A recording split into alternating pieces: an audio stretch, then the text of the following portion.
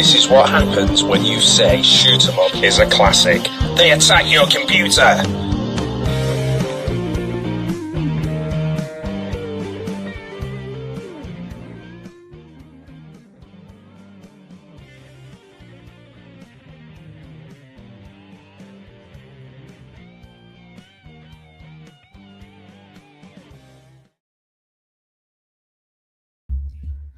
Hello and welcome to this discussion about Shoot 'em Up. Have you seen Shoot 'em Up? It came out in 2007. It's directed by Michael Davis, who insanely never directed another feature like this again on this scale. And it's incredible. It's such a great film. It's so much fun. And I'm going to go into why. Maybe it was before its time. This was pre-John Wick. This was, it had a sense of humor that I think felt kind of dry and British. Maybe that's because of what Clive Owen brought to it, but the visual gags are kind of almost top secret-esque. Some of the stuff is really over the top and wild, not to be taken seriously, but a lot of people did. I know that the YouTube video that they released with the baby and the gun, which sounds really weird out of context, was taken as deadly serious. So it just kind of missed its audience, and I think it's having a cultural reassessment. I listened to a recent How Did This Get Made episode, which I highly recommend, about Shoot 'em Up. And the reason that I recommend it is because it was voted for by their Discord fans rather than chosen themselves. And it doesn't quite fit because they end up just talking about how much they love the film. And all the things that are weird and strange and maybe off-putting about it, but it's such a nod and a wink. It is a giant cartoon in the sense of, like, Sin City is a very, is a graphic novel on the screen, taking itself very seriously. This is not that. This does not take itself seriously, but it's done so well. So I'm going to give you maybe about 5 or 6 points on the film that hopefully, if you have seen it, you kind of agree with, or if you don't, that's fine. Tell me why you don't like it.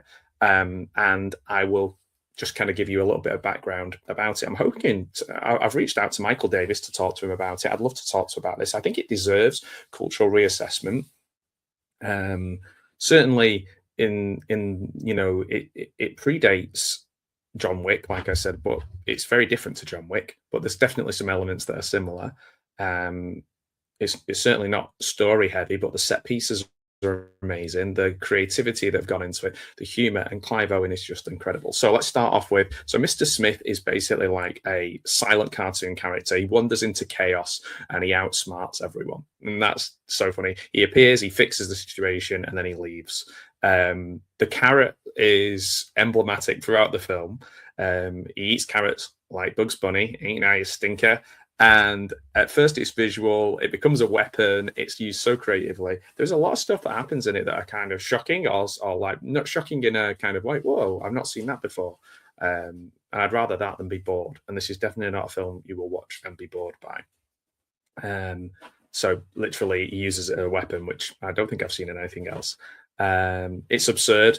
It is heightened. This is not to be taken seriously. So there are things in it that might be taken in a different way by people with sort of different sensibilities, and I get that. It might not be for you.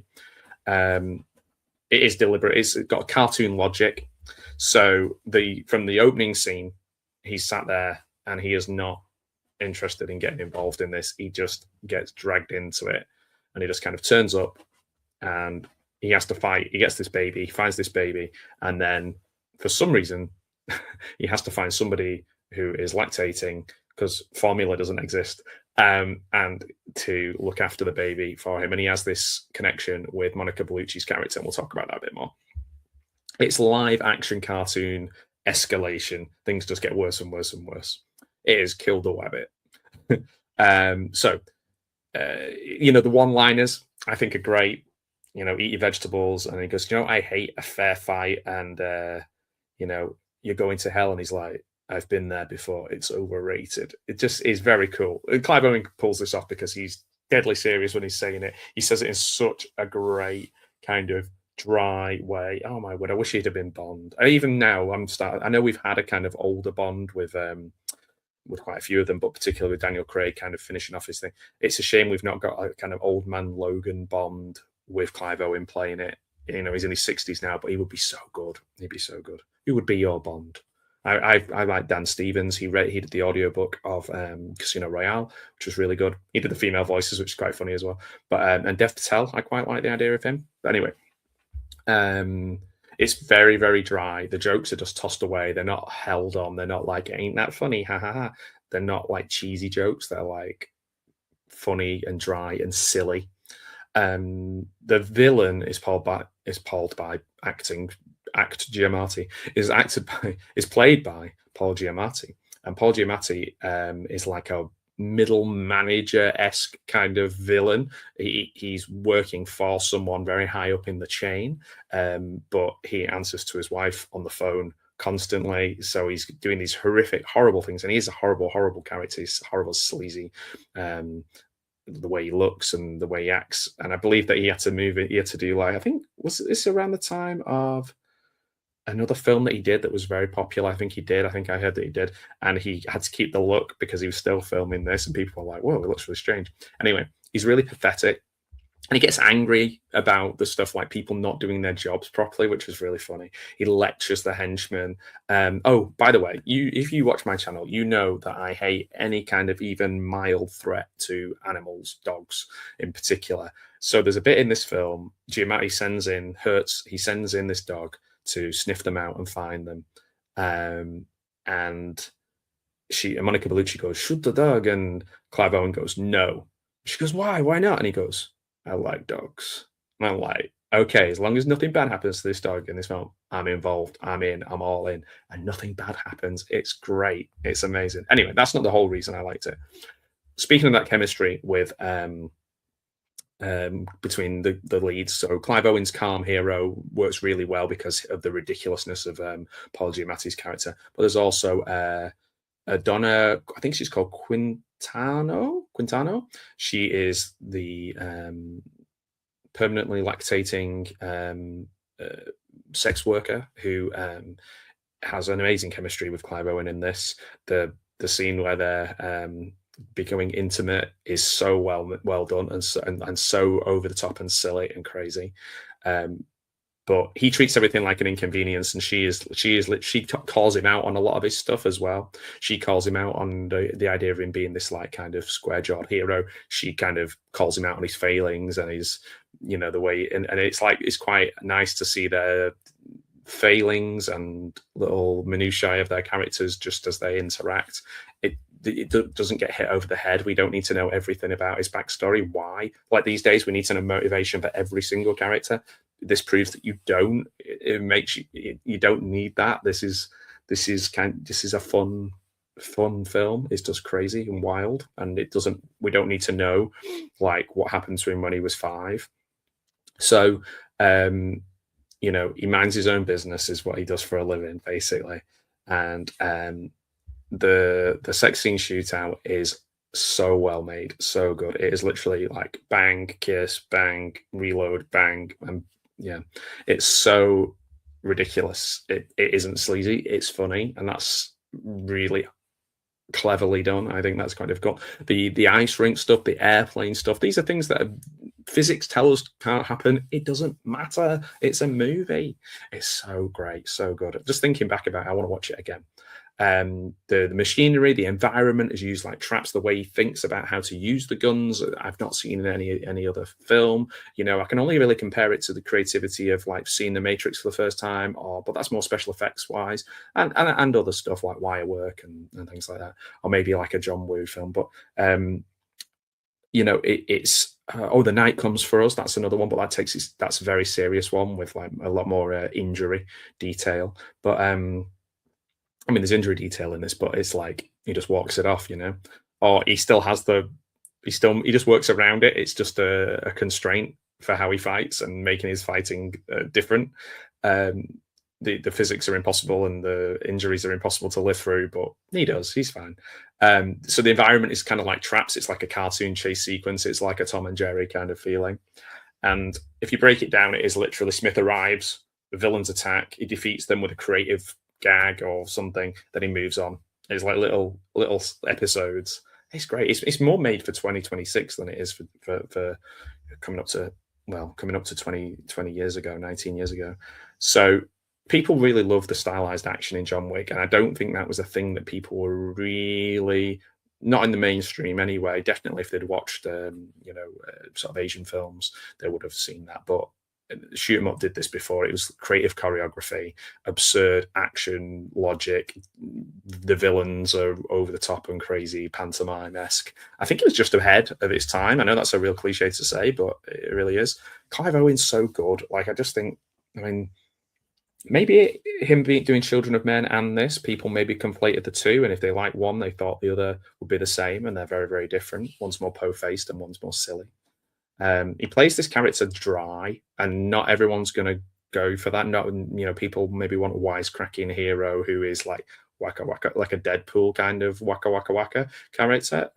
He's almost bored at times. He doesn't want to be there, but that's nobody wants to be in danger, so it kind of makes sense. It's very deadpan. It feels British. When I looked it up, I wanted to see if the director was British, because I was like, maybe it's because it just didn't translate, but he's not. He's American. So the real joke of this, I guess, is that all the cliches are there, but they're made to be heightened and silly. I guess Machete is a bit like this, but Machete is like slightly different. I don't think it's as knowing. But yeah, for one thing, the lead role is slightly different. Different style of approaching it. So yeah, the baby MacGuffin, the mysterious loner, the endless henchman, which again becomes a thing in John Wick. Get on the phone and there's surrounded by different groups of things, which reminds me a little bit of the Warriors, where you have these distinct types of gangs, and this are distinct types of henchmen. So yeah, all of it is like really, is it a satire? I don't know if it's a satire. I don't think it's a satire. I just think it's like let's do this differently. Let's make this crazy. Let's do this in a silly way. It's not like Top Secret in that sense. It's not, but there's some of the visual stuff you could imagine being in Top Secret, like the shooting out of the letters to spell FU is like one that stands out. That could be in a Zucker film. So yeah, it isn't Die Hard. It's Bugs Bunny with bullets, and I hope that if you haven't seen this, I haven't ruined it anyway, but I hopefully I haven't, because there's quite a lot of spoilers. You need to check it out, I think, and tell me what you think. We could maybe do a watch party coming up at some point. That would be great, and get people chatting about it. I've reached out to Mr. Davis, and I'm hoping he'll get back in touch, and we can talk about the film. And I'd love to hear his stories. I've reached out to a few of the stunt people who've worked on there as well. So I just want to know more about this film. Watch or listen to the How Did This Get Made podcast episode. They don't do video, so you will have to listen to it. It's a really interesting take on it. It's surprising how they all really liked it, and they call out some of the gross stuff, some of the weird sex stuff. But then again, I think that's very knowing. I think that's deliberate choices. I don't think it's like sleaze for the sake of sleaze. I think it's just so over the top that it's silly. It's like no one's watching this and thinking it's like titillating. Yes, there is a beautiful woman in the film, but deal with it. Like, you can handle it, I'm sure. So yeah, it's stylized, but it's very creative. It feels like quite grounded in the sense of like it doesn't feel like you're watching special effects on the screen. It feels like you're watching Mr. Smith. Is he called Mr. Smith? Yeah. Why did my mind go blank? Blank then. So yeah, it's if you like these seemingly endless assassin type films, but you have a sense of humor, a silly sense of humor, and you like knowing nods to other films, and you've watched so many action films, you want to see something a little bit different, then this will probably be for you. I'm hoping that it has a bit of a critical reassessment. So it'd be interesting. I was just going to share some of the reviews with you from the time, and just let me grab these and get these up. So, because it kind of shows how it was taken at the time. So Metascore at the time was average over the main critics is like about 50% out of 100, and on IMDb it's 6.7, 6.6. That has steadily rose over the years, which shows an interest. people have maybe started to get it.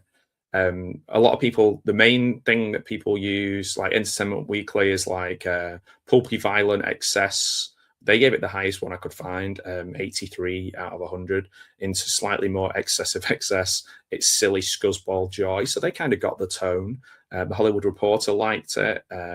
It's like if you're looking for subtlety, character development, layered plotting, which to be fair can be super boring at times, will be disappointed, but action fans will amuse them with a film that makes hard-boiled look restrained. That's interesting. I mentioned earlier on about John Woo.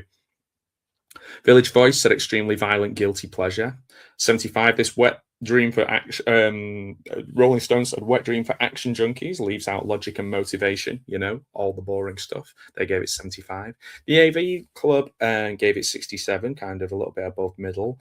And the novelty wears off about half an hour in. I'm not sure. There's a couple of bits that drag, but I think the setups and the creativity of the different cartoon elements almost make it more digestible for people who like watching films in little bits while they're having the tea, or little parts while to keep their attention if they're scrolling and things. So yeah, a film is only meant for people who agree with Giamatti's character about that violence thing. I don't know if that's true. I don't think that's true. Like, I don't think you watch this film and think, I'm on board with the worldview of this film. I think, if anything, you just think it's a bit of a silly escape.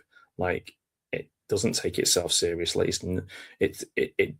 sort of takes itself seriously in the sense that it does a good job at doing what it's doing. But I don't think it has a particular worldview for us to kind of deeply analyze. So that's a strange comment in the AV Club. They mentioned about Kiss Kiss Bang Bang, another really fun film. Probably that's more pulpy and more like kind of classic detective film, but again, that comments on itself. It has silly moments. It's probably prides itself on being a bit smarter than this film. This is more visceral, but I get that. Again, the people who don't like it complain about the lack of coherent storytelling. I guess in so many films that are out now, made by committee and kind of chopped up, and they have to have, every character has to have a motivation and a reason and a kind of explanation for their behavior. The people who were complaining about this in 2007 are probably sick of the overcorrection in 2026. Variety say it's bad taste, and it might offend mainstream dispositions. I guess that's true. That's probably the reason why it didn't do so well. But it's too stylistically audacious to dismiss outright. Yeah, that's true. The Chicago Tribune mentioned that, like, if you're a gamer, if you're into like kind of first-person shooters and stuff. Now, I've seen Hardcore Henry and things like that, and that didn't really do it for me. I don't think this feels like that. I'm aware I'm watching Mr. Smith. It doesn't feel like a game. And yeah, it is gunfights strung together, but done really well, with humor, with funny elements, with creativity, with good acting. And it said, like, I mean, the worst one I hear in Washington Post, he's like, John Woo at least had fun with this sort of things. Giamatti, what's he doing here? It's okay to not like a movie, but I think we're kind of in the wrong, looking at it from the wrong point of view here, as my dog's fallen asleep in the corner. From my point of view, as someone who sometimes just wants to watch a film, switch off their brain and see some things that they haven't seen before, which is sometimes quite difficult to find something you haven't seen before, or see something you enjoy but done in a slightly different way. This is a wild ride. It's silly, it's fun, and yeah, I highly recommend it. It's like a 4 out of 5 film for me, I think. 3.5 to 4 out of 5. So yeah, I better go before they try and get me and make me rescind my review for this film. This isn't really a review, more of a discussion. But I really wanted to talk about this film. I find it absolutely fascinating when I find films like this, and I just want to talk to the people, like, because so many films these days they're just in and then gone and everyone's forgotten about them. Like, this is an incredible cast of, look at those three: Clive Owen, Monica Bellucci, and Paul Giamatti. Just for starters, a lot of really worn-in actor faces, and it's absurd. It is absolutely absurd. So I'm just going to give you a few little bits of trivia before we finish, because I do like a bit of trivia. So I was reading the trivia. It's the first time that Paul Giamatti ever had a gun in a film or handled a firearm in his life. Monica Bellucci dubbed herself for the Italian and French versions of this. There's a lady who gets spanked by Mr. Smith for disciplining her child, which I think is just to give us a little clue to his personality. And apparently she was totally okay with Clive Owen doing that.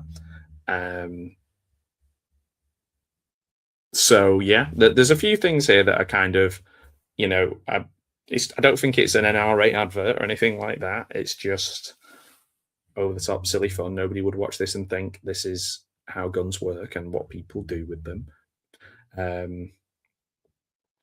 There's a little joke, a little James Bond. If we're talking about James Bond early on, there's a little joke in there. Is that the only gun that jams on him is the I think it's a PPK that James Bond would use. So maybe that's a little dig at you know, not getting the film, not getting the role, which is a shame. He would have been great, wouldn't he? So the film I was trying to remember, I just had a quick look as well. The film I was trying to remember was Giamatti was in Cinderella Man, and that was the one where he had to look really disheveled in all the posters and pictures for the promotion for that film, because he was still in the middle of this. There is literally, Michael Davis said his aim was to make this into John Woo's Wet Dream, which I think is really funny. So yeah, I just think, like, don't take it too seriously. Just find it really fun. Oh, and also Monica Bellucci does become a Bond girl in Spectre, doesn't she? So there we go. One of them ended up in a Bond film. There's so much going on in here. Have a look, Google it, go on your chat things and look it up. There's so much fun stuff to find out about behind the scenes and the creativity that went into this and the thought that went into it. I love all little Easter eggs and stuff like that. That's one thing I miss, is like used to like do little codes on the DVDs and find little extra clips and behind the scenes stuff and the commentaries and things. It's kind of died off with. It used to be more on DVD than it is on Blu-rays, to be honest, unless it's like a special edition. Anyway, Shoot 'em Up. Almost a classic, I think. Thanks so much for watching. Let me know about your thoughts on Shoot 'em Up. And as always, I really do appreciate you sharing this stuff out, or liking it, or talking about it, or more importantly, engaging with me about it. Okay, I'll speak to you soon.